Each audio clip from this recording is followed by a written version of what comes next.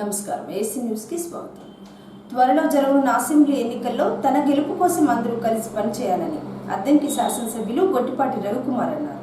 చిలకలూరుపేటలోని MLA నివాసంలో ఆదివారం అద్దంకి పట్టణంలోని 13వ వార్డుకు చెందిన వైసీపీ నేతలు ఎమ్మెల్యే రవికుమార్ను కలిసి మద్దతు తెలిపారు. అదేవిధంగా తిమ్మాయిపాలెం గ్రామానికి చెందిన కొందరు వైసీపీని వీడి ఎమ్మెల్యేని కలిసి సంఘీభావం ప్రకటించారు.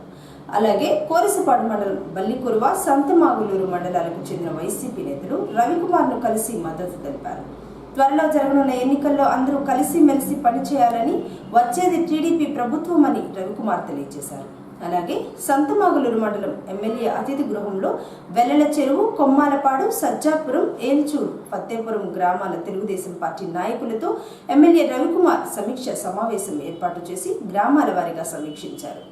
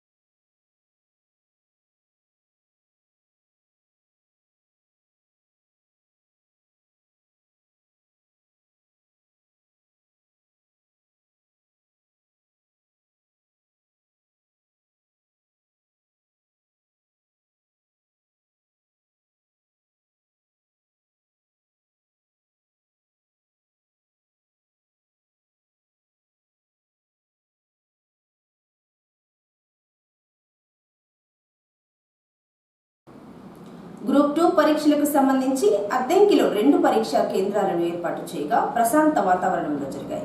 పరీక్షా కేంద్రాలను జాయింట్ కలెక్టర్ శ్రీధర్ పరిశీలించారు. మొత్తం ఎంతమంది విద్యార్థులు హాజరయ్యారు, పరీక్షలు ఎలా వ్రాస్తున్నారో కేంద్రం నిర్వాహకులను జేసీ అడిగి తెలుసుకుని ఏర్పాట్ల గురించి చర్చించి పలు సూచనలు ఇచ్చారు. గ్రూప్ 2 ప్రిలిమినరీ పరీక్షల నేపథ్యంలో 144 సెక్షన్ను పోలీస్ శాఖ తరపున అమలు చేశారు.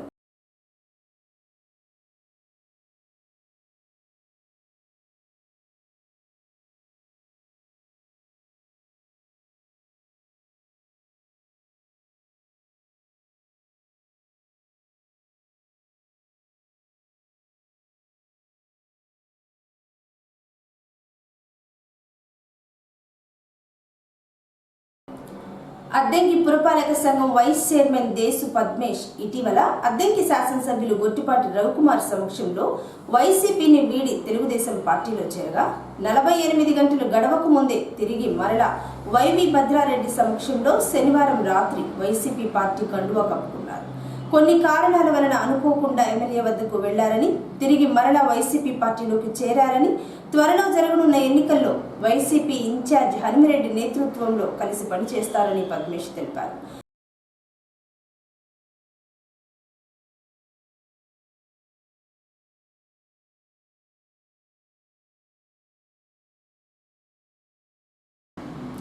రాజకీయ పార్టీలన్నీ సీట్ల కేటాయింపులో మాలలకు సమప్రాతినిధ్యం కల్పించి న్యాయం చేయాలని, కొన్ని రాజకీయ పార్టీలు ఉద్దేశపూర్వకంగా మాలల రాజకీయ భవిష్యత్తును దెబ్బతీసే విధంగా సమీకరణాలు రూపొందిస్తున్నారని, ఇలాంటివి మాలలు సహించబోరని మాల మహాసభ అధ్యక్షులు మల్లెల వెంకట్రావు హెచ్చరించారు.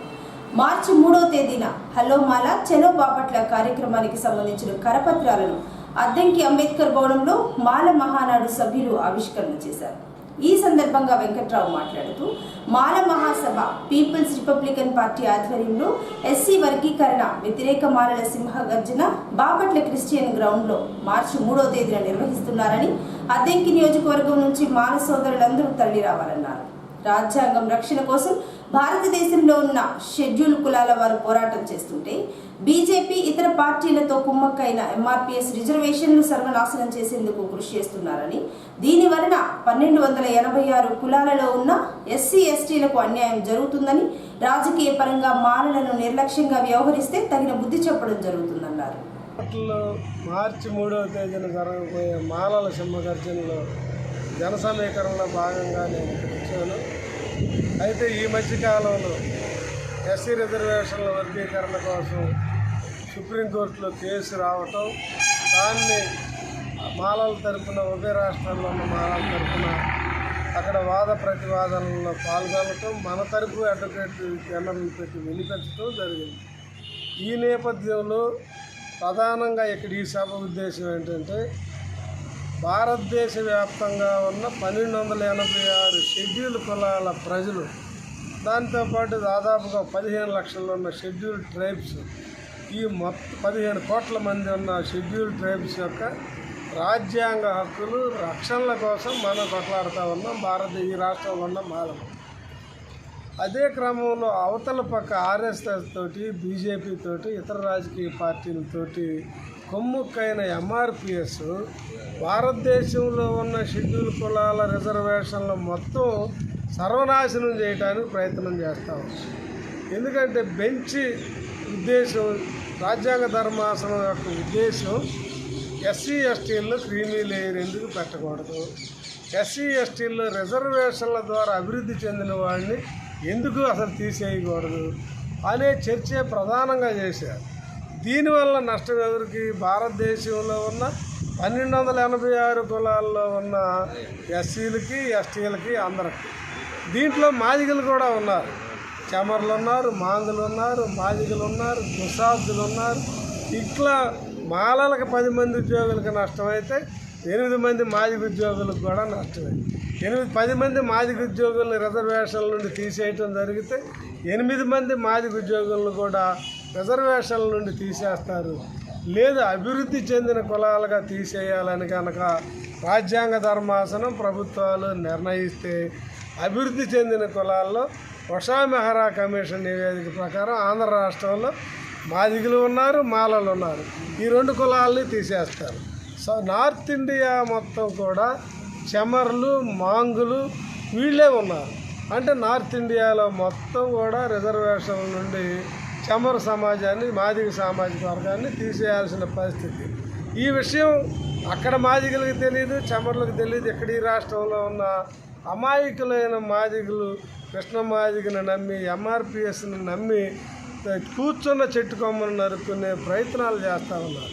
కాబట్టి అందుకోసం ఏంటంటే ఈ అంశాలన్నీ చర్చించి కోర్టులో ఏం జరుగుతూ ఉంది, మన క్రిమి లేయర్ తీసేసే అధికారం కోర్టుకు లేదు, అట్లా ఎక్స్క్లూడ్ చేసే అధికారం కూడా కోర్టుకు లేదు. ఎందుకంటే మనకి బిఫోర్ ఇండిపెండెన్స్ బ్రిటిష్ గవర్నమెంట్లోనే 1935 యాక్ట్ ప్రకారం షెడ్యూల్ కులాల లిస్టు తయారయ్యింది.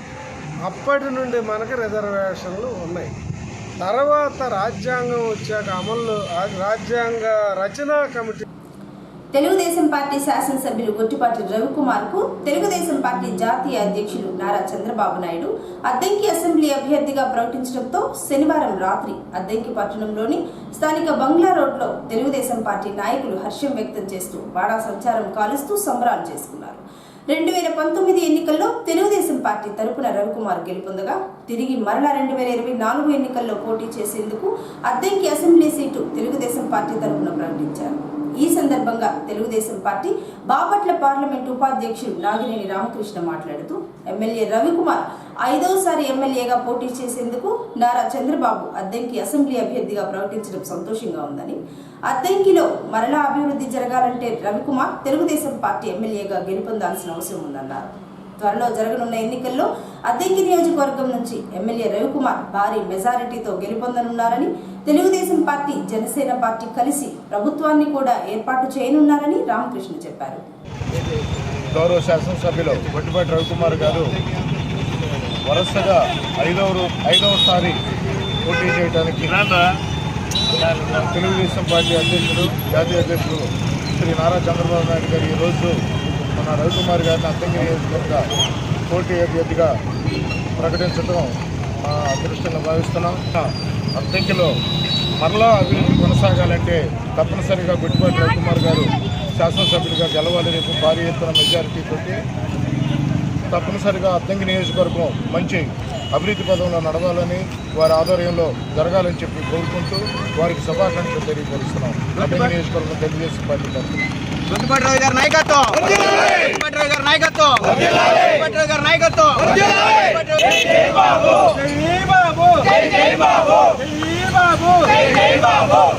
చంద్రబాబు గారి నాయకత్వం, కొట్టుబాటు రవికుమార్ గారి నాయకత్వం.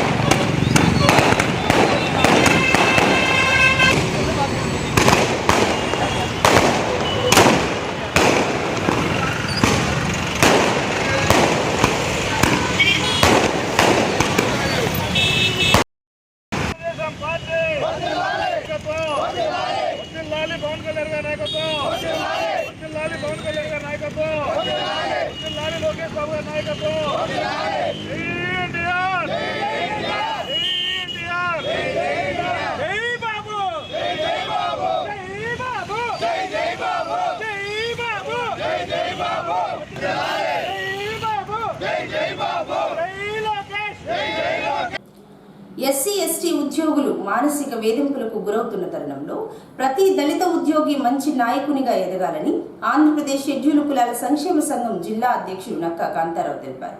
ఈ సందర్భంగా ఆయన మాట్లాడుతూ ఆంధ్రప్రదేశ్ షెడ్యూల్ కులాల సంక్షేమ సంఘం 1943వ సంవత్సరంలో డాక్టర్ బిఆర్ అంబేద్కర్ చేతుల మీదుగా పురుడు పోసుకున్న సంఘం అని, ప్రతి ఎస్సీ ఎస్టీ ఉద్యోగి నాయకత్వ లక్షణాలు కలిగి ఉండి దళిత జాతికి సమాజానికి ఉపయోగపడాలన్నారు. అంబేద్కర్ ఆశయ సాధన కోసం ప్రతి ఒక్కరూ పనిచేసి ఎస్సీ ఎస్టీ ఉద్యోగుల పదోన్నతులు రోస్టర్ విధానం ప్రకారం బ్యాక్లాగ్ పోస్టులు భర్తీ చేయాలని కాంతారావు చెప్పారు. పదోన్నతులలో బదిలీల సమయంలో ఎస్సీ ఎస్టీలకు అన్యాయం జరుగుతుందన్నారు. రోస్టర్ విధానం ద్వారా ఎస్సీ ఎస్టీలకు అన్ని విధాలుగా న్యాయం జరిగే విధంగా చూడాలన్నారు.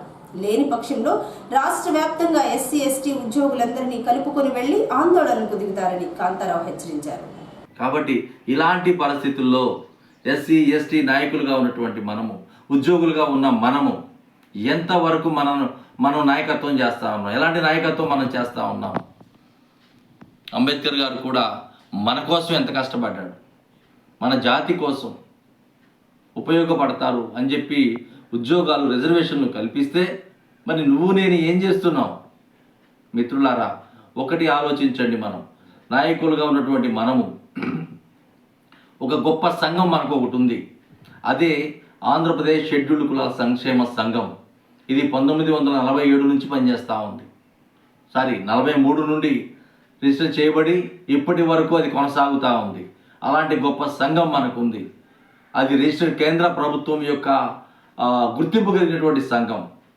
రండి, ఈ సంఘంలో పనిచేయడానికి ఆసక్తి ఉన్నటువంటి ప్రతి ఒక్కరూ కూడా మంచి నాయకులుగా ఎదగండి.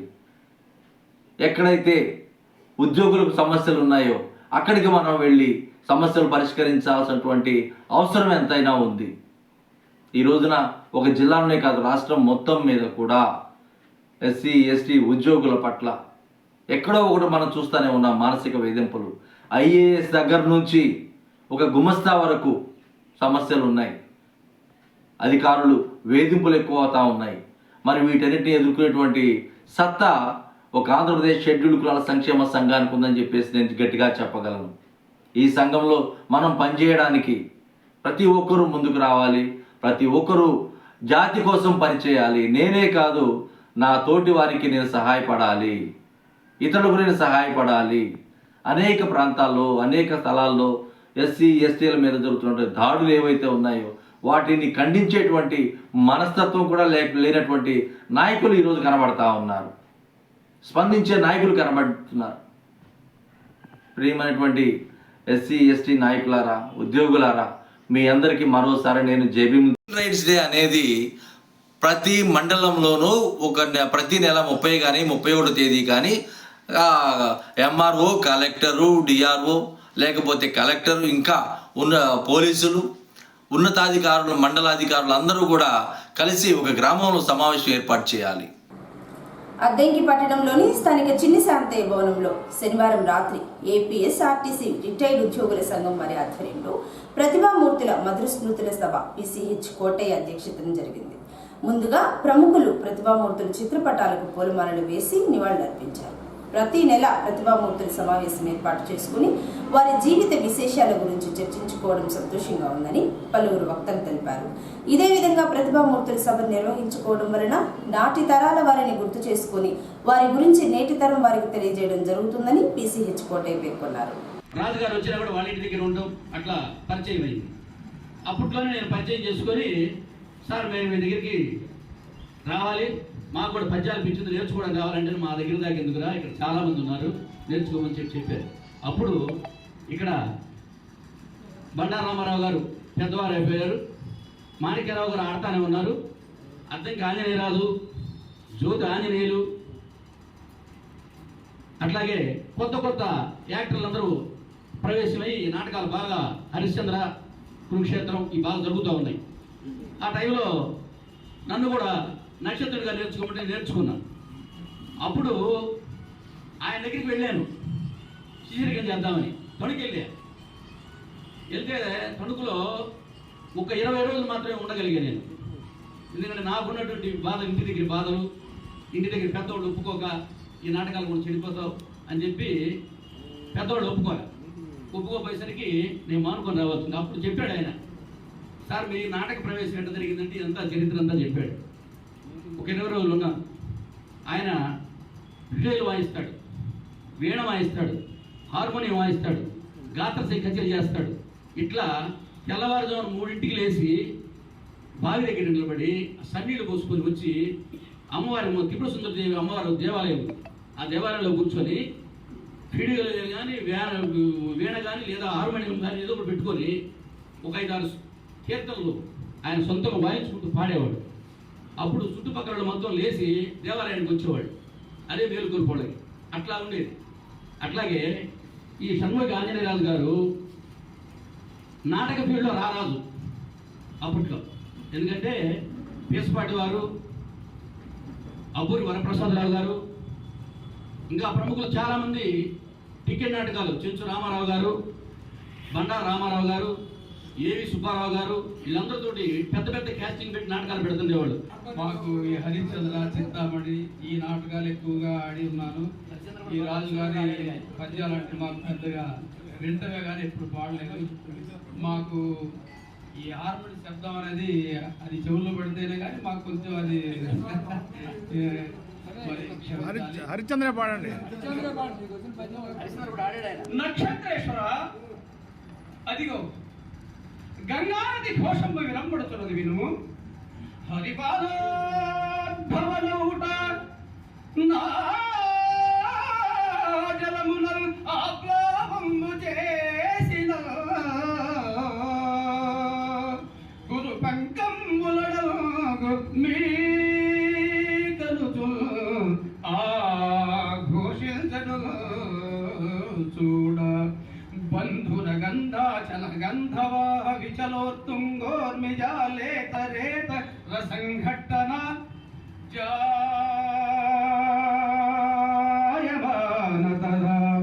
తదరోధక్రాంతి ఘోషాభటి